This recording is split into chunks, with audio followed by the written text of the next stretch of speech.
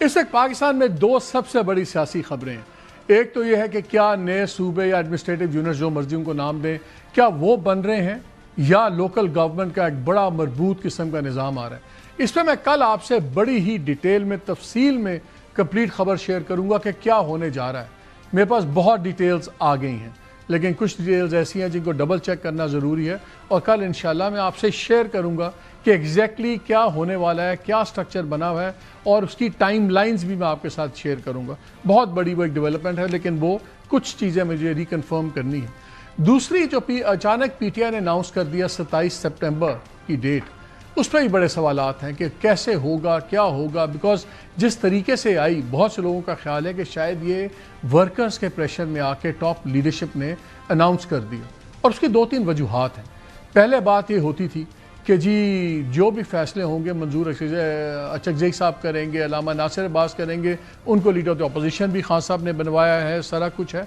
लेकिन अमेजिंगली उस जलसे में इनमें से कोई भी नहीं था और जिसको कहते हैं कि not even any other leader इसका तहरीक तहफ़्फ़ुज़ आईन पाकिस्तान का, जिसके तहत ये सारा कुछ काम हो रहा है। बल्कि मेरी एक बहुत ही सीनियर लीडर से बात हुई तहरीक तहफ़्फ़ुज़ आईन से, जो बड़े ही सीनियर और बड़े एक्टिव हैं।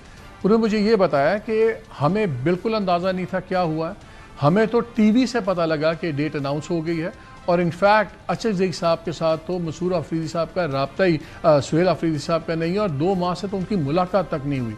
तो मैंने उनसे पूछा तो आगे क्या होगा, उनका आगे तो हम चलेंगे इकट्ठे, जाहिर है, बट ये उनसे फैसला नहीं हुआ। अलीमा खान साहिबा ने भी बड़ा इस पर अपना गिला शिकवा किया और उस पर सुहेल अफरीदी साहब ने बोल के कहा कि उनको हम मना लेंगे। फिर बात शुरू हो गई। एट द मीन टाइम एक बहुत बड़ा झगड़ा सामने आ गया जब पीटीआई के सेक्रेटरी जनरल सलमान अकरम राजा साहब को खुद उनके ही पार्टी के सीनियर दूसरे रहनुमाओं ने बड़े सीरियस इल्ज़ामात लगाए। इस यहाँ तक से लेके कि जी करोड़ों रुपए का अमेरिका से आया हुआ चंदा कौन जवाब देगा, अली अमीन गंडापुर साहब ने 40 करोड़ दिए थे, उसका क्या होगा। ये भी इल्ज़ाम लगे कि उन्होंने लॉयर्स लॉबी को प्रमोट किया है और पैसे पकड़े हैं वो, जिस पर उनका भी सख्त किस्म का रिएक्शन आ गया। एक ये कॉन्ट्रडिक्शन चल रही है।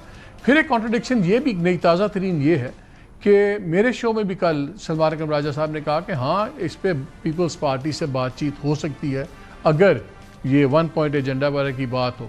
शफी जान जो इंफॉर्मेशन मिनिस्टर हैं केपी के, उन्होंने भी अब कहा है कि उनको भी कॉन्टैक्ट किया है पीपल्स पार्टी के किसी सीनियर रहनुमा ने, सब कुछ। पर एट द सेम टाइम अब ये प्रोविंशियल मिनिस्टर हैं, वो पार्टी के सेक्रेटरी जनरल हैं, लेकिन पार्टी के जो इंफॉर्मेशन सेक्रेटरी हैं शेख वकास, उन्होंने कहा नथिंग डूइंग। उन्होंने कहा जिन लोगों ने हमारा मैंडेट चोरी किया है उनसे बात ही नहीं हो सकती। तो हम देखते हैं हर तरफ एक कॉन्ट्रडिक्शन का माहौल बना हुआ है, सारी चीज़ें। तो सवाल ये रह जाता है कि तहरीक कितनी वर्कर्स को सुनाने के लिए है और अगर असल है तो कितनी तैयारी है, बिकॉज अगर सीनियर लीडरशिप ही आपस में लड़ रही है, इस पे क्या होगा, इसको आज हम डिस्कस करेंगे। ईरान तो हम सेकेंड पार्ट में डिस्कस करेंगे। और पीएमएलएन में इनके इंटीरियर मिनिस्टर उठते हैं मोहसिन नकवी साहब और वो कहते हैं कि लैपटॉप शैपटॉप ख़त्म करें, ये कौम इस पर नहीं होगी, निज़ाम कोलैप्स कर गया हुआ है। आज वज़ीर आज़म ने बड़ी लैपटॉप्स की तारीफ़ की, ये एक दूसरे को सफाइयाँ देने में लगे हुए। इन द मीन टाइम साथ साथ आप देखिए कि 2-3 डॉट्स दूसरे ज्वाइन करना भी ज़रूरी है। फॉर एग्ज़ाम्पल नैब के चेयरमैन अभी कुछ दिन पहले सेनेट की स्टैंडिंग कमेटी में गए और वहाँ उन्होंने कहा कि ये जो 50 करोड़ की कदगन है कि 50 करोड़ से नीचे का फ्रॉड या कोई चीज़ आप नहीं पकड़ सकते, आप उसकी आपकी वो दायरे इख्तियार से बाहर कर दिया था इसी हुकूमत ने।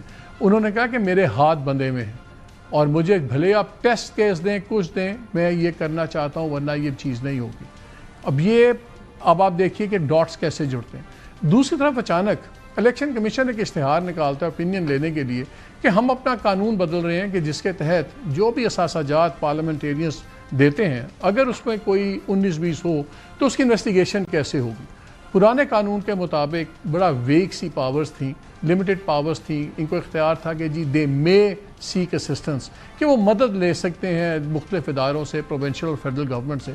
अब जो उन्होंने अमेंडमेंट प्रपोज अपनी की हुई है कानून में, उसके मुताबिक अब वो ले नहीं सकते, वो हुक्म दे सकते हैं और उसमें उन्होंने आइडेंटिफाई कर दिया हुआ provincial departments, federal departments, FBI, financial institutions. और ये भी पाबंद होंगे कि जिस तारीख के अंदर वो जवाब मांगेंगे वो जवाब उनको तब तक देना पड़ेगा।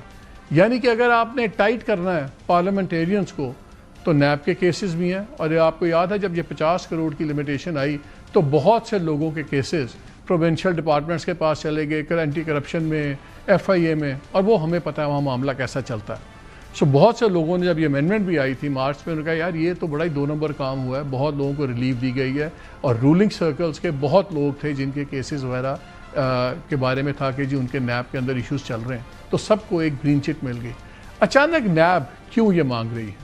अभी उनको उसके स्टैंडिंग कमेटी ने दोबारा बुलाया हुआ है मेरी इत्तला के मुताबिक नैब के चेयरमैन को, देखते हैं उसमें क्या होता है। अचानक इलेक्शन कमीशन क्यों अपने रूल सख्त कर रहा है? क्यों नैब दोबारा ऐसे केसेस में जाना चाह रही है कि जिसके तहत बहुत से केसेस जो ट्रांसफ़र हो गए हैं वो वापस आएंगे? तो आपको लगता है कि न्यूज़ इज़ बीइंग टाइटन्ड। ये तो चीज़ है। हो क्या रहा है? क्या सब अच्छा है? जिस तरह ये फेडरल गवर्नमेंट और पंजाब की गवर्नमेंट तो बड़े सुकून से कि जी सब अच्छा है, लेकिन सब अच्छा नहीं है। पंजाब गवर्नमेंट में भी मेरी इत्तला ये है कि लोकल गवर्नमेंट के अपने रूल्स वगैरह को ज़रा फाइनलाइज कर रही है, नए रूल्स को, बिकॉज वहाँ पे नवाज शरीफ साहब और जरदारी साहब ने बड़ा एक चीज़ पे उनका इतफाक़ चल रहा है कि हमने नए सूबे नहीं बनने देने। तो क्या कॉम्प्रोमाइज़ हो जाएगा लोकल गवर्नमेंट पे? ये तो मैं आपको कल बताऊंगा, जब आपके सामने पूरा मैं डिटेल दूंगा कि इस वक्त डिटेल प्लान क्या है। आज हम बात कर लेते हैं कि ये इस वक्त स्टेटस क्या है, बिकॉज फेडरल गवर्नमेंट का मिजाज आप देखें तो आप तलाल चौधरी साहब के आज के बयान देखें, मेरे प्रोग्राम में राना सनाल्ला ने साफ कहा ये आएँ, हम भी के लिए तैयार बैठे हुए हैं। तो क्या ये हम एक बड़े क्लैश की तरफ जा रहे हैं? इन तमाम चीज़ों पर बात करेंगे।